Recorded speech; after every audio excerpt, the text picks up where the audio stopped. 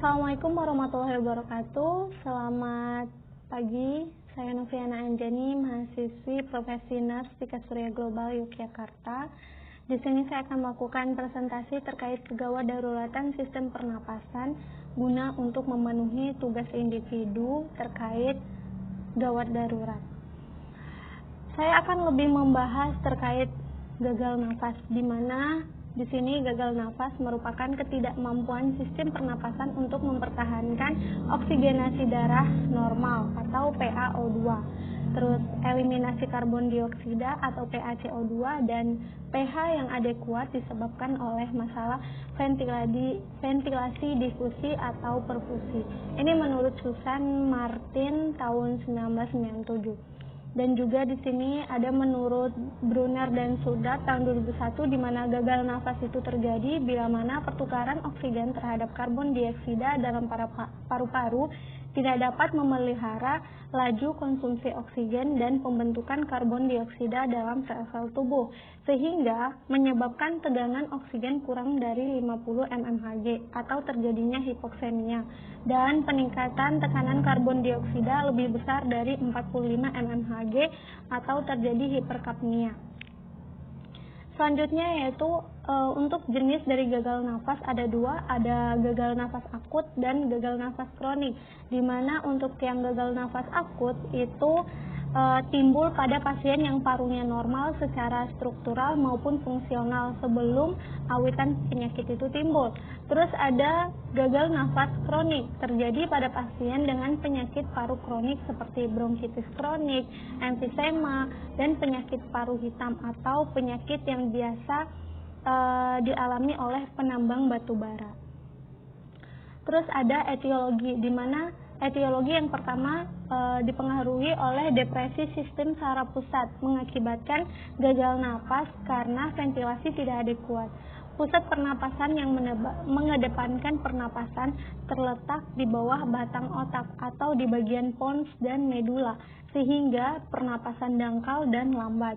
Terus yang kedua terjadi karena kelainan neurologis primer akan mempengaruhi fungsi pernapasan. Impuls yang timbul dalam pusat pernapasan menjalar melalui saraf yang membentang dari batang otak terus ke saraf spinal ke reseptor pada otot-otot pernapasan. Penyakit pada saraf seperti gangguan medula spinalis, otot-otot pernapasan akan sangat mempengaruhi ventilasi. Terus efusi pleura, hemototorak, dan pneumotorak, di mana kondisi yang mengganggu ventilasi melalui penghambatan ekspansi paru. Kondisi ini biasanya diakibatkan penyakit paru yang mendasari. Nah, penyakit pleura atau trauma dan cedera dan dapat menyebabkan gagal nafas.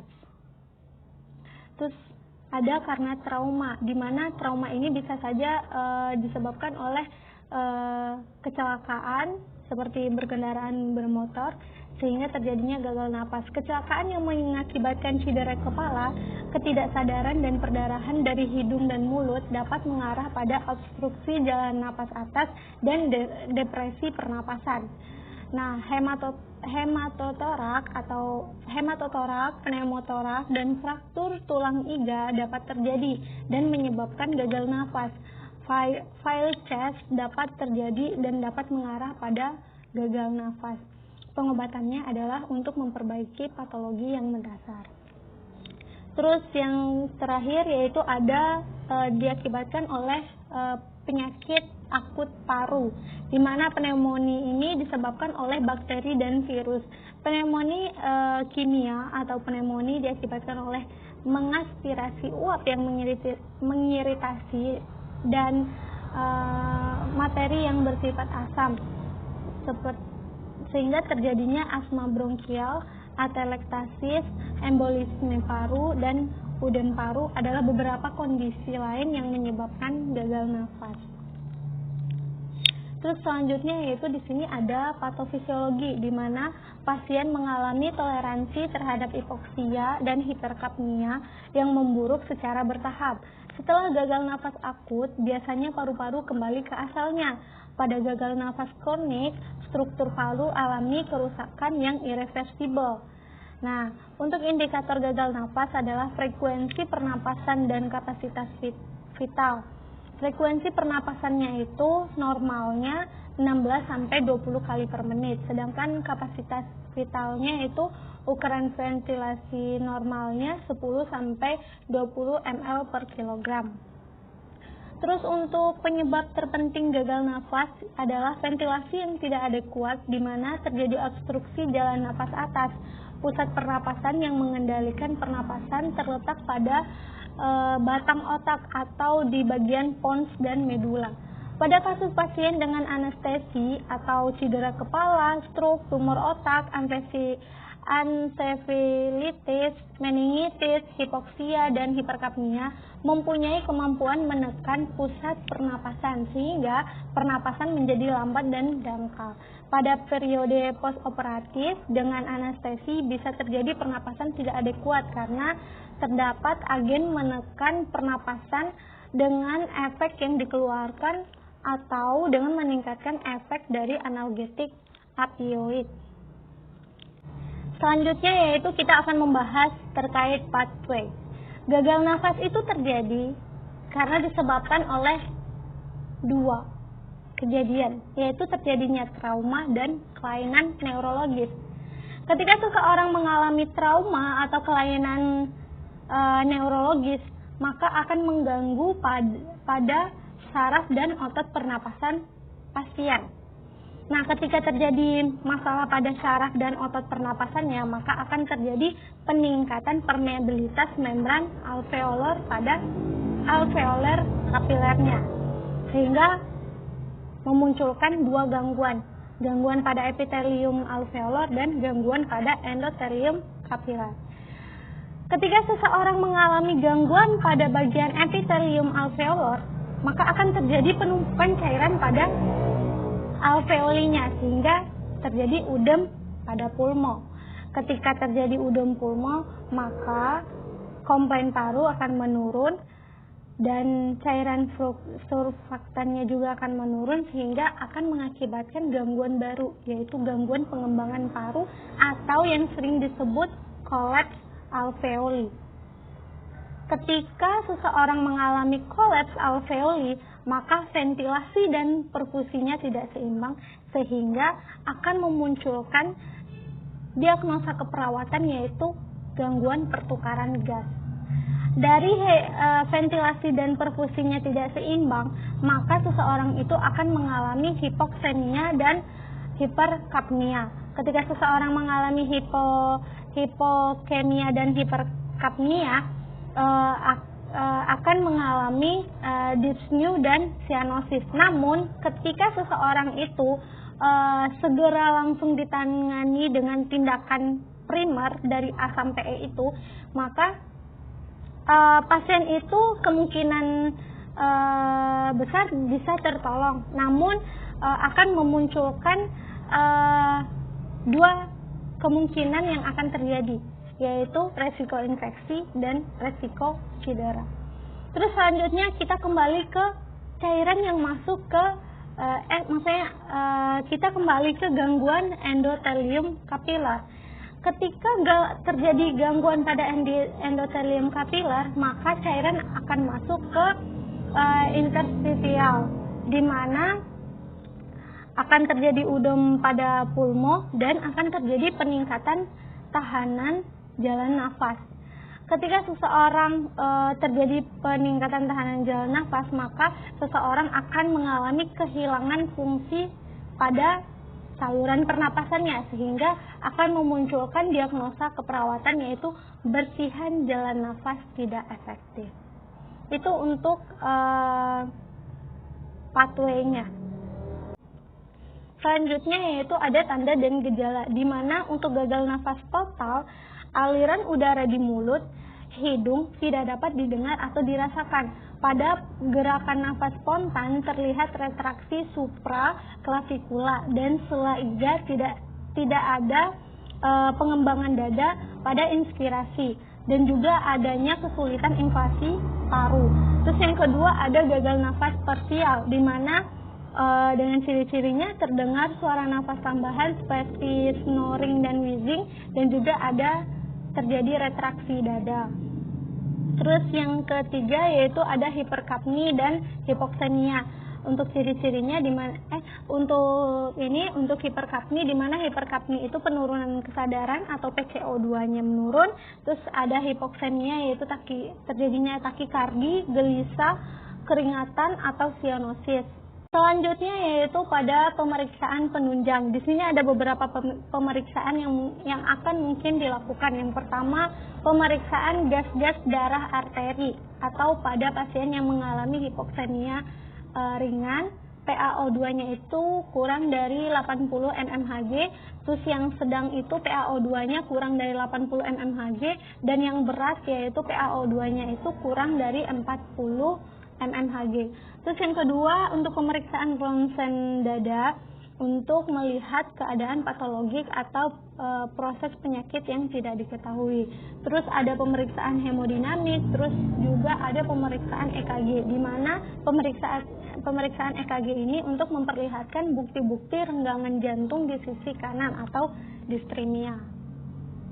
Selanjutnya yaitu ada obat dan penata laksanaan lainnya, di mana mukolitik ini yaitu untuk obat untuk mengencarkan dahak dan membantu mengeluarkan dahak dari saluran pernapasan. Terus yang kedua ada teknik postural drainase, di mana teknik ini untuk mengeluarkan sekresi. Terus ada chest physical therapy, di mana teknik ini sama saja untuk mengeluarkan sekret dari paru-paru yang disebabkan oleh infeksi. Terus ada nasotracheal suctioning, di mana teknik ini untuk mengeluarkan sekret yang menyumbat pada jalan nafasnya. Terus yang terakhir ada deep breathing exercise, di mana deep breathing exercise ini latihan aktivitas paru dengan teknik nafas dalam untuk meningkatkan kapasitas paru dan ventilasi oksigenasi.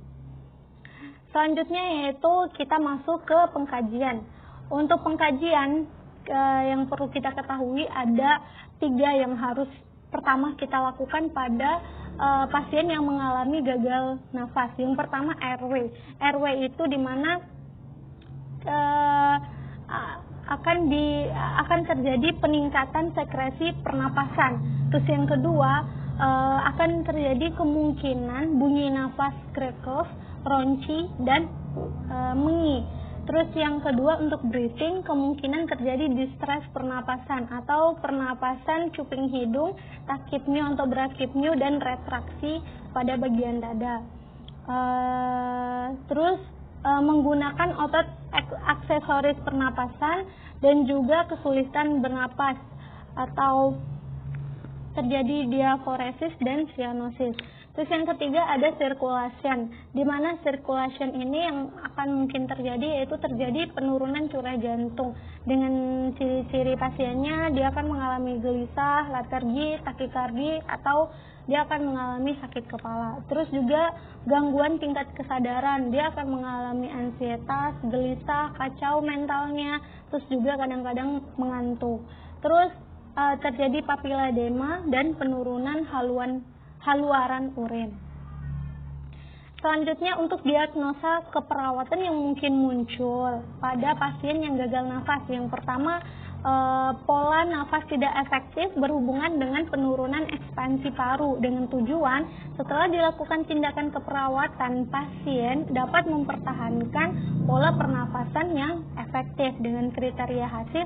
Pertama, frekuensi, irama, dan kedalaman paru normal, adanya penurunan dyspnea, dan analisa gas darah dalam batas normal. Selanjutnya yaitu kita masuk pada intervensi. Yang pertama, intervensi yang harus dilakukan oleh seorang perawat yaitu kaji frekuensi, kedalaman, dan kualitas pernapasan serta pola pernapasan. Yang kedua, kaji tanda-tanda vital dan tingkat kesadarannya setiap jam. Yang ketiga, monitor pemberian tracheostomi bila PaCO2 50 mmHg atau PaCO2-nya itu kurang dari 60 mmHg. Terus yang keempat, berikan oksigen dalam bantuan ventilasi atau humidifier sesuai dengan anjuran dokter.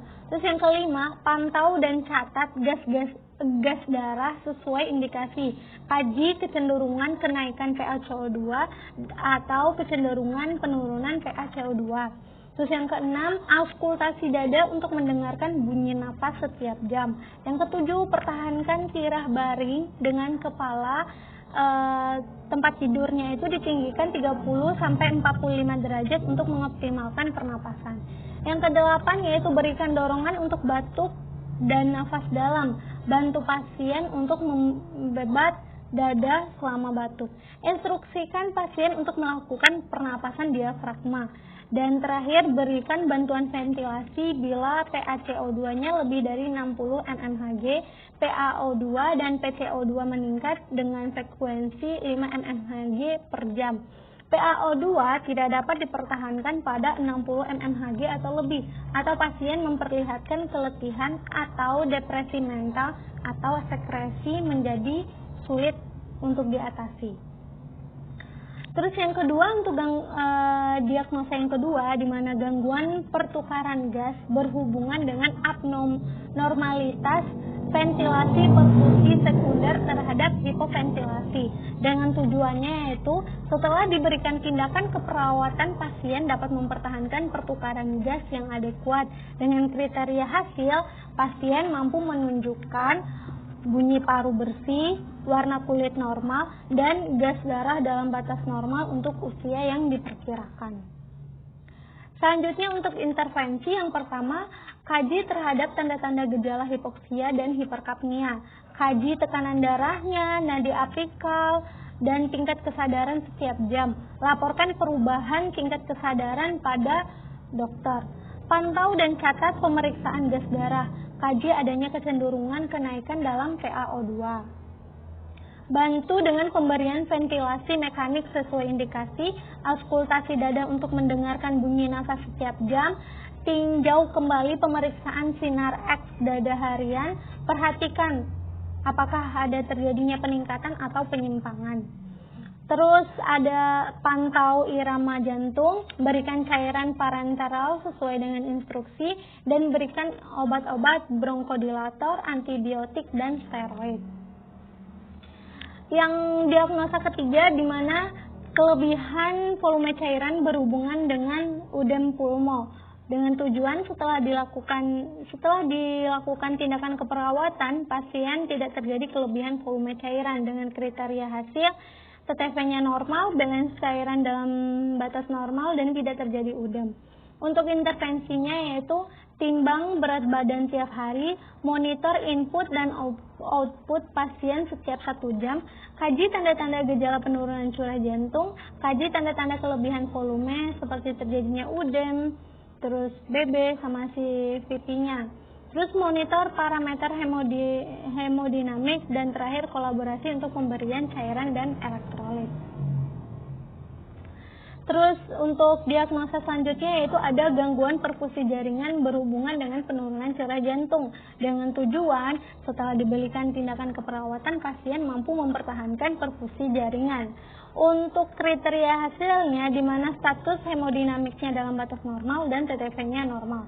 Intervensinya yaitu yang pertama, kaji tingkat kesadaran, kaji penurunan perfusi jaringan, kaji status hemodinamik, kaji irama EKG, dan terakhir kaji sistem gastrointestinal. Ini untuk daftar pustakanya. Terima kasih. Sekian dari saya. Wassalamualaikum warahmatullahi wabarakatuh.